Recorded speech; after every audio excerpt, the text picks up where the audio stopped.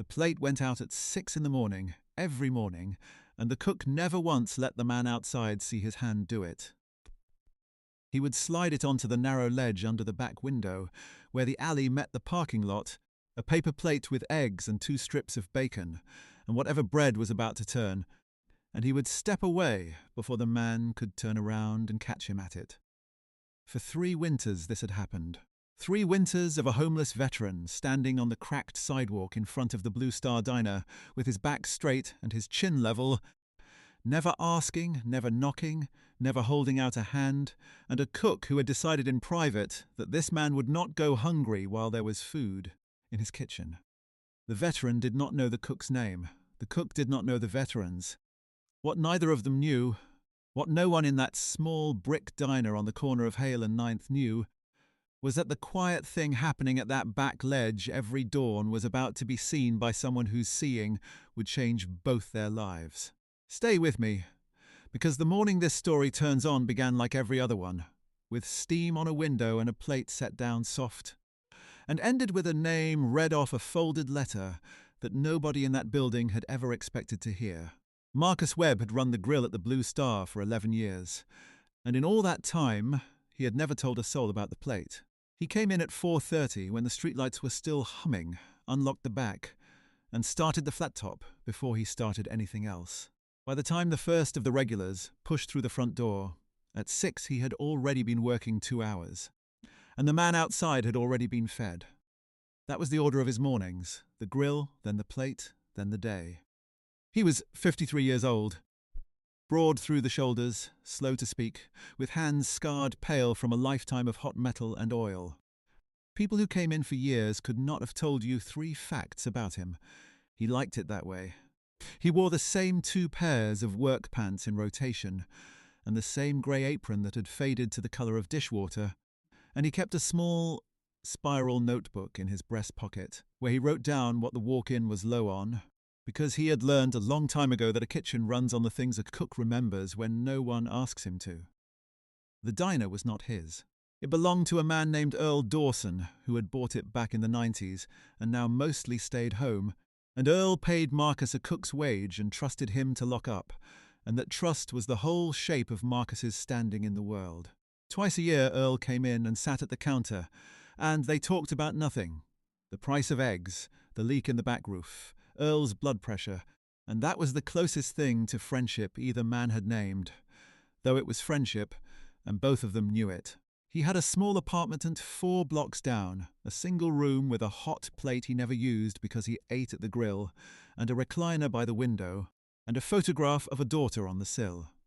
He had a daughter in another state who called on Sundays at noon, and he would stand in the kitchen during the slow hour and listen to her talk about a life he had helped pay for, and could not quite picture, and he would tell her he was fine, 'cause he was. He had a habit, formed without anyone's permission, of feeding a stranger out the back of a building he did not own.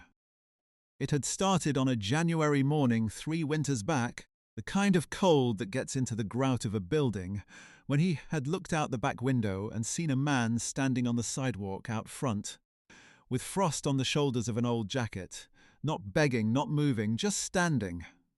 And Marcus had made an extra plate without deciding to, the way his own grandmother used to set a place for whoever the Lord sent, and he had set it on the ledge and stepped away, and the next morning the man was there again, and so was the plate, and a thing that has happened twice has a way of becoming a thing that happens always.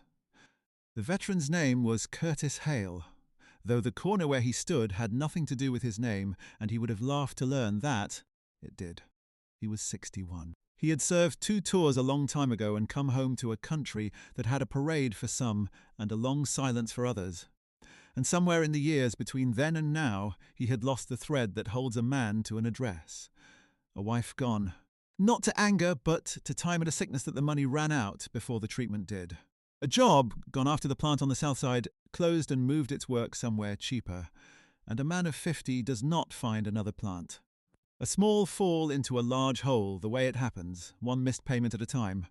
The car first, then the apartment, then the slow shedding of everything a person owns, until what is left fits in a duffel and a pair of strong arms. He kept himself clean at the shelter on Tuesdays and Fridays, where the showers ran hot if you got there early, and he shaved with a disposable razor he made last a month, and he kept his old field jacket buttoned to the throat because it was warm and because it was the last thing he owned that still said who he had been. He had a routine that held him together the way a frame holds a house. The shelter at night when the weather turned, a bench in the library by day where no one bothered a man who read, and the corner of Hale and Ninth at 6 in the morning. He stood outside the Blue Star, not because he expected anything, but because the smell of the grill at 6 in the morning reminded him of a mess hall and of men he had loved, boys really, who had shared a tray with him in places he did not talk about, and standing there for 20 minutes was the warmest part of his day even before the plate appeared on the ledge. He had figured out months ago that the food was meant for him. He had watched for the hand and never caught it. He had tried once to wait around the side of the building to thank whoever it was, and the plate had not come that morning at all, and he had understood from that, the way a careful man understands things, that the gift required him not to look, and so he stopped looking.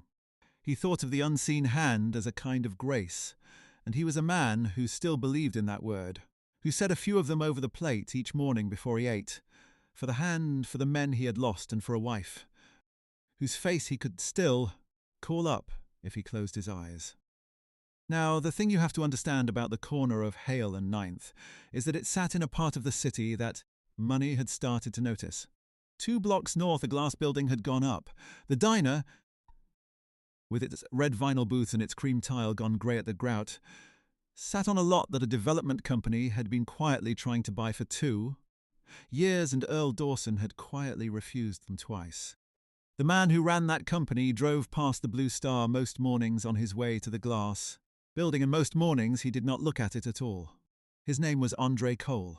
He was 44, and he was worth a great deal of money, and he had built it himself from a single contractor's truck into a firm that put up towers, and he was tired in a way that money does not fix. He had started with nothing but the truck and a borrowed concrete mixer, and a refusal to quit that had carried him through years when the work was scarce and the loans were due, and somewhere in the climb he had married the climb itself, had let it become the only thing he was, until the marriage to a real woman ended quietly, and the daughter he rarely saw grew up in photographs.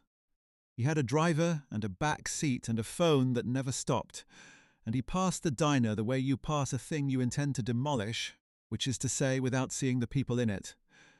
He thought of the corner of Hale and Ninth as a parcel with a number, a holdout on a block he had mapped, an old man named Earl, who kept saying no to money that any sensible person would take. His acquisitions head had run the numbers twice. The lot was worth more cleared than standing. That was the whole of what Andre knew about the Blue Star before that grey morning. A number and a stubborn old owner, and the number had a comma in it, and the old owner had a face Andre had never bothered to picture. That was the arrangement of the world on the morning everything changed. A cook who fed a man in secret, a veteran who took the grace without knowing the hand, a developer in a back seat who had stopped seeing the street he was about to own. None of them knew they were already bound together. They were about to find out. It had rained in the night, and the alley behind the Blue Star held puddles the colour of weak coffee, and Curtis stood at the front edge of the sidewalk with the collar of his field jacket turned up and his boots dark with wet. Inside, Marcus cracked 4 eggs onto the flat top and listened to them seize. He had been thinking the last few weeks about Earl. Earl had been in the hospital twice that winter, his heart wearing thin, and the diner that had run on the same wage and the same trust for 11 years felt lately like a thing balanced on a narrowing ledge of its own. Marcus did not let himself think too far down that road. He slid the eggs onto a paper plate, laid the bacon beside them, took a heel of yesterday's bread and tucked it at the edge, and carried the plate to the back window the way he did every morning, soft on his feet. His eyes already turned away so the man outside would never have to feel watched. He set it on the ledge. He stepped back. He did not see the long dark car that had pulled into the far end of the lot, because its engine had quit. The driver was on the phone with a tow line. Andre had been sitting in that stalled car for 10 minutes, irritated, late, a call with a lender pushed back twice already, watching the grey light come up over a neighbourhood he thought of only as a parcel.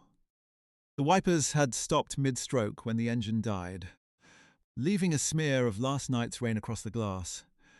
And through that smear he watched a big man in an apron appear at a back window of the diner and set a plate of food on a ledge.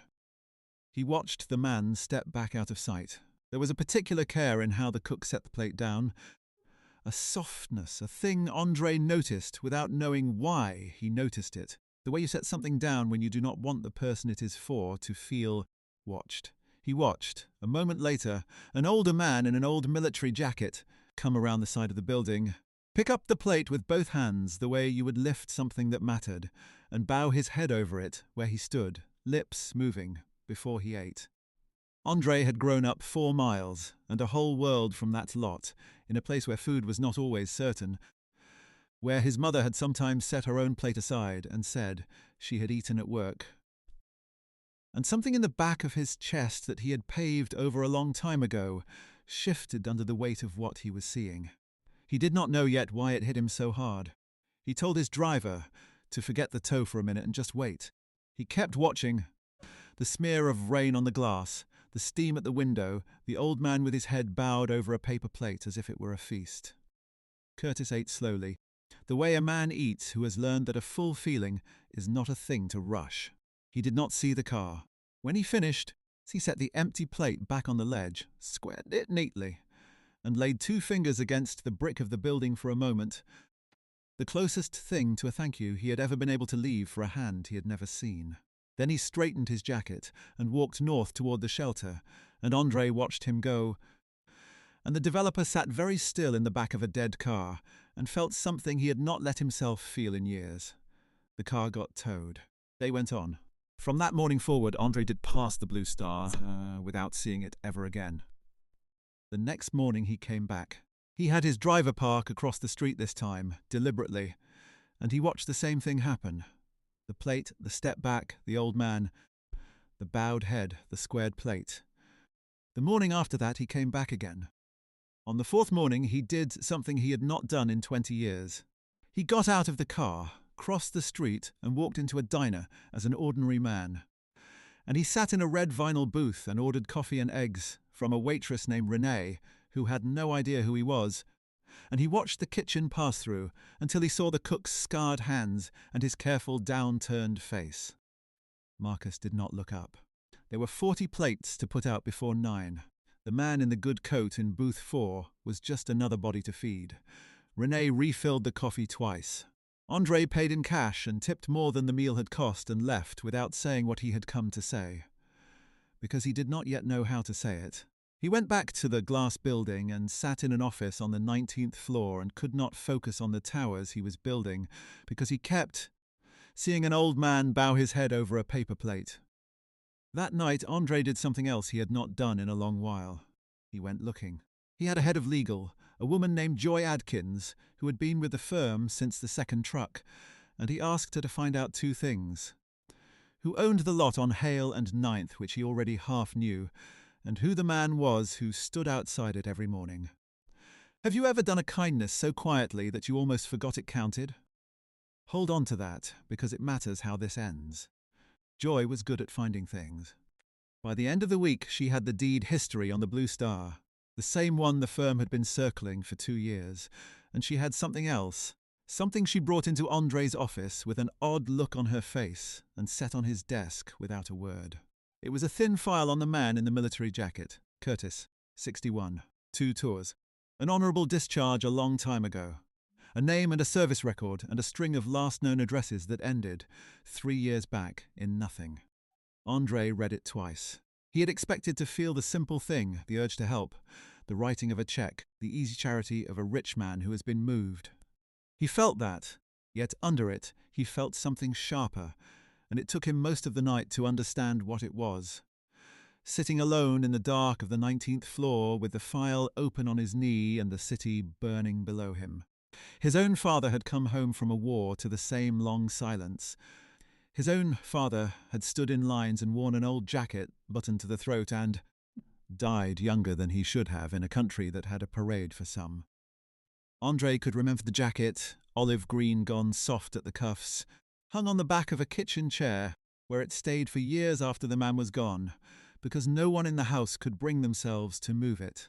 He could remember his father at the window in the early dark, a cup of coffee going cold in his hand, looking at a street that had nothing for him, and he could remember being a boy who did not understand the silence, and a young man who resented it, and a grown man who had simply stopped thinking about it, who had folded the whole grief into a drawer and built 19 floors on top of the drawer so he would never have to open it. He had built 19 floors of glass on the back of a grief he had never once turned to look at. And here on a corner he had meant to demolish was an old soldier being fed in secret by a cook who asked for nothing. And the whole thing was a mirror held up to a life he had spent 20 years not examining. He did not write the check that night. He decided, instead, to understand the thing before he touched it. He kept coming to the diner. 2 weeks of mornings, 3 mornings a week. The man in the good coat in booth 4. He learned the rhythm of the place. He learned that Renee had 2 kids, a boy of 9 and a girl of 6, and worked a double on Thursdays so she could take Fridays for the girls' therapy appointments, and that she did this without complaint and called the regulars by name and remembered how they took their coffee. He learned that the eggs were better than they had any right to be, and one morning he asked Renee why. And she said the cook cracked them one-handed into a bowl first, and never onto the grill direct, because his grandmother had taught him that an egg dropped straight on hot metal toughens. And Andre had written that down on his phone like it was a thing worth keeping, and maybe it was. He learned the names of the regulars. A retired bus driver who came for the early special and a $2 cup of coffee he nursed for an hour. A pair of nurses coming off the overnight at the hospital, still in their scrubs, too tired to talk. He learned by watching that the cook's plate at the back window was not a one-time mercy, but a habit worn deep, a thing that happened in every weather, rain or the hard cold or the flat grey of an ordinary Tuesday, and that the cook never once let the old man see him do it, never lingered, never looked for thanks, set it down and turned away as if the turning away were part of the gift. One morning Andre lingered until the rush thinned, until it was just him and the steam and the click of Renee bussing plates, and when she was clearing booth 4 he asked her quietly how long the cook had been leaving food out back. Renee glanced at the kitchen and lowered her voice. She had noticed it her first month, she said, near 3 years ago now. She had asked Marcus about it once, plain, and he had told her it was nobody's business and please not to mention it to Earl, not because Earl would mind. Earl was a soft touch under all that grumbling, but because Marcus did not want it talked about, did not want it turned into a thing people praised him for, because the minute a kindness gets praised, he had told her, it stops being a kindness and starts being a performance. 3 winters at least, she said, maybe more. She did not know the old man's name. Nobody did. She said once, in December, when the temperature dropped into the single numbers, she had seen Marcus tuck a paper cup of coffee beside the plate and a folded square of the foil they wrapped the pies in, and she had never said a word about it, because some things you protect by leaving them alone. Andre thanked her and left a tip that made her blink, a bill folded under the saucer that she did not find until he was gone, and when she found it, she stood a long moment looking at the door he had left through. Across town that same week, Earl Dawson's heart took another turn, and the diner that had balanced so long on a cook's trust tipped toward a question no one had wanted to ask. Earl's daughter, who lived 2 states away and had never wanted the business, started talking to a broker about selling the lot. The broker, by a coincidence that was not entirely a coincidence in a city that's small, called the development company on Hale and 9th. The offer landed on Joy Adkins's desk, and Joy carried it into Andre's office. And for a moment the old machinery of the firm woke up and reached for the thing it had wanted for 2 years. Buy the lot. Clear the building. Put up something with more floors and more glass. Andre looked at the offer a long time. Then he set it aside and asked Joy to find out what would happen to the cook if the diner closed. The answer was simple, and it was the kind of simple that sits heavy. If the Blue Star closed, Marcus lost the only job he had held for 11 years, at 53, in a market that did not love men his age, and the plate at the back window stopped, and the old man in the field jacket lost the warmest 20 minutes of his day, and the only grace anyone had shown him in 3 winters. Also, a man worth a great deal of money could put up a building he did not need. Andre had spent his whole life building things. For the first time in 20 years, he asked himself what he had torn down to do it. The morning he decided, the rain had come back. Curtis stood at the edge of the sidewalk with his collar up. Marcus slid the plate onto the ledge and stepped away, and Andre, instead of watching from across the street, walked into the alley and stood there in his good coat, with the rain darkening his shoulders, and waited for the old man to come around the side of the building. Curtis stopped when he saw a stranger standing by the ledge. He had learned a long time ago to read a man's hands, and his weight before anything else. A habit 2 tours had pressed into him, and that the years on the street had only sharpened, and this man's hands were open and his weight was back on his heels. No threat in him, only something Curtis could not name. Kind of waiting that did not match the good coat. The old soldier did not reach for the plate. He waited. The rain came soft off the eave between them. Andre found that his voice had gone somewhere. He had stood in front of banks and boards and never lost it, had talked 9-figure deals across mahogany without a tremor, and now in an alley, in front of a man with rain on an old jacket, he had to reach for it like a thing he had misplaced. He asked the man his name. Curtis told him. Curtis Hale. He said it plainly, the way a man says a thing he is not ashamed of, with his shoulders square and his eyes level, and Andre felt the corner of the city he had meant to own tilt under his feet, because the street was named Hale, and the man was named Hale, and the coincidence meant nothing, and meant everything, the kind of small turning that makes a person feel the world is paying attention after all. Andre asked if he could buy the man breakfast inside, out of the rain, at a table like anyone. Curtis looked at him for a long moment, taking his measure, deciding. Then he picked up the plate from the ledge, the plate the unseen hand had left, and he said he would come in, but that he wanted to bring this with him, because it was given to him, and he did not leave a gift in the rain. They went in the front door together, the developer and the veteran, and the bell over the door rang the way it rang for everyone. And Marcus Webb looked up from the grill and saw the old man from the back window standing inside his diner for the first time in 3 winters, holding the paper plate with a man in an expensive coat beside him. Marcus went still. His scarred hands stopped over the flat top. He understood, in the way you understand a thing all at once, that his secret had been seen. He did not know by whom or for how long, and his first feeling was not pride, but a kind of bracing, the flinch of a private man, whose private thing has been dragged into the light. He came around the counter wiping his hands on his apron. Ready, he thought, to explain himself, to apologize to Earl's memory and the diner's name for feeding a stranger out the back. He did not get the chance to apologize. Andre put out his hand and asked the cook his name, and when Marcus gave it, the developer said the thing he had driven across town for 2 weeks to figure out how to say. He said he had watched Marcus feed this man every morning for 3 winters. He said he had grown up hungry and his own father had come home from a war to nothing, and that he had spent 20 years building towers and never once stopped to see the street under them. He said the diner was about to be sold and torn down, and that he had been the one trying to buy it, and that he had come this morning to tell the cook that he was not going to do that anymore. The kitchen was very quiet. Renee had stopped with a coffee pot in her hand, the steam rising off the spout untouched. 2 regulars in a booth had turned, the retired bus driver among them, his cup halfway to his mouth.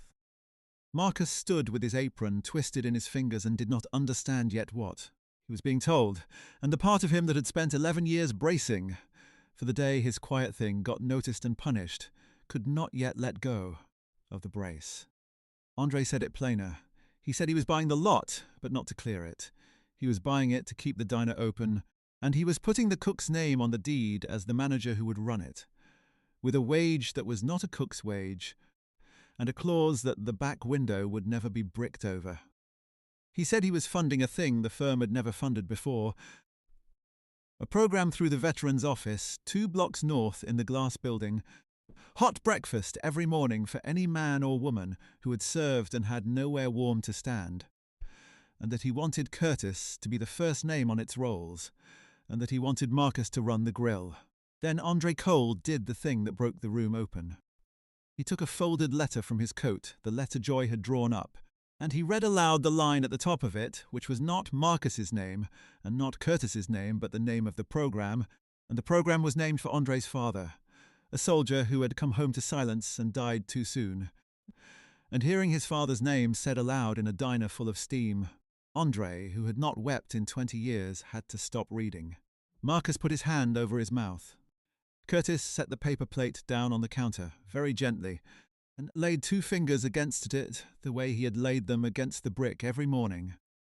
And the old soldier, who had never once asked for anything, looked at the cook who had fed him in secret for 3 winters, and said the only thing big. Enough for the moment, which was thank you, and it cost him to say it. And Marcus shook his head, because he had never wanted thanks. He had only ever wanted a man not to be hungry. The world had kept a ledger even when none of them thought anyone was counting. Here is what happened after, because in this kind of story, the morning of the reveal is not the end, only the hinge.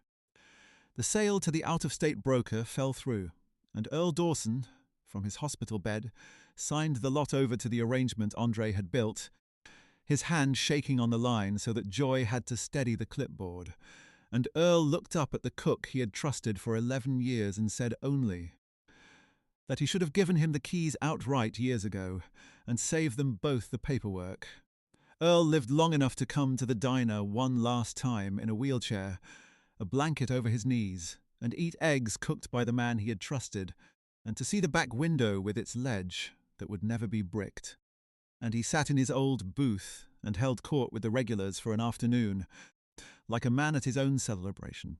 He passed spring, quiet in his sleep, and the diner stayed, and Marcus hung a small photograph of Earl by the register where the old man could keep an eye on the till.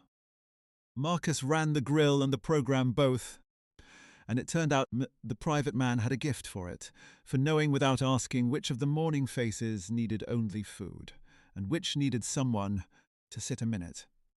The veterans came in the cold mornings, men and women in old jackets buttoned to the throat, some who had been standing outside other diners and other doors all over that part of the city, and they ate at the tables, now inside in the warm, with a name and a chair and a cup that got refilled, and not one of them was fed out a back window because not one of them had to be. Renee got a raise and stopped working the Thursday double, and she brought the girl in on Friday mornings now. And the girl drew pictures on the back of order tickets at the counter while her mother worked, and Marcus taped the best of them up beside Earl's photograph. Andre, who had built 19 floors of glass without once looking at the grief under them, drove past the Blue Star every morning now, and saw it, truly saw it, and most mornings he stopped and sat in booth 4 and let an old soldier tell him about a war his father had also fought, and slowly, across those mornings, the developer learned the shape of the grief he had paved over, and learned that you do not build over a thing like that. You sit down beside it and let it speak. Curtis got a room, a real one, with a door that locked and a window that faced east, in a building 2 blocks from the diner. The veterans program put him first on its rolls, and then, when it turned out the old soldier could fix anything with an engine, or a hinge, or a balky walk-in compressor, on its payroll. And he spent his mornings at the diner, not on the sidewalk, but behind the counter, refilling coffee, learning Renee's kids' names, fixing the leak in the back roof that Earl had complained about for a decade. Standing inside the warmth he had once been content to smell from the street. He gained a little weight and lost the grey look. He started calling Renee's boy Captain, and the boy started saving him the funny pages. He kept the field jacket. He hung it on a hook by the back window where the ledge was, and some mornings he would lay 2 fingers against the brick out of habit, not because he was hungry, but because a man does not forget the hand that fed him before he ever knew its face, and the plate. On the morning the diner reopened under its new name, with Andre's father's name over the door for the veterans who came, Marcus cooked the first breakfast and carried it not to the back ledge but to the front counter, and set it down soft in front of Curtis, and for the first time in 3 winters, the cook did not turn his face away. The 2 men looked at each other across a paper plate of eggs and bacon and yesterday's bread, the cook who had given grace without a name, and the soldier who had taken it without a hand, and neither of them said anything, because the plate said all of it. There was a chair for him now, and a name on a roll, and a roof that did not leak, and none of it had come from pity. It had come from a thing a tired cook did at a back window every morning for 3 winters when he believed no one in the world was watching. If you have ever been fed by a hand you could not see, leave 1 word below for the person who fed you. And if this story warmed the cold part of your morning, there is another one waiting. About a woman who walked 6 miles in the rain and never knew who was watching from the car. Outside, the east window caught the first grey light, and the steam came up off the grill the way it had for 11 years. And an old soldier sat inside the warmth at last, his hands around a plate, his head bowed, his thanks finally given to a face.